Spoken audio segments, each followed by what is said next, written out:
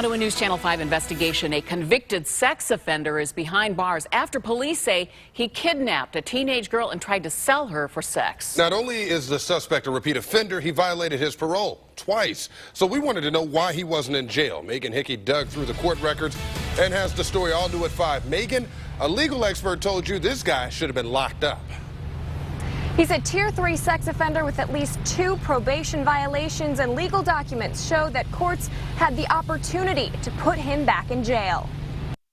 News Channel 5's Homa Bash spoke exclusively with the victim and her mother, still shaken from an encounter with suspect Carlos Brown on Monday. It's like he kept trying to get people to buy me almost, or to pay to have, sex with me or something. Brown allegedly kidnapped the 17-year-old, tried to sell her for sex, and gave her drugs. According to court records, she is Brown's 3rd teenage victim. And legal expert Tim Dimoff told me the courts missed an opportunity to put Brown back in jail. Well, it absolutely could have been prevented. There were red flags early on that this person was deviating. After Brown pleaded guilty to sexual battery charges in 2012, he was told he could face prison time for violating parole. In March, he failed to update his sex offender registration, but he didn't get jail time.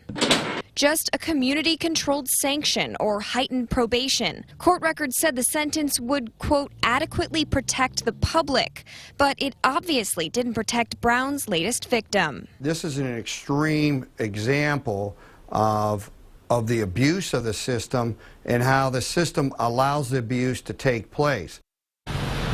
Now, Brown also failed to report to his probation officer in January. I reached out to the judge who decided to impose that community sanction over jail time. I did not receive a response. Live in Cleveland, Megan Hickey, News Channel 5.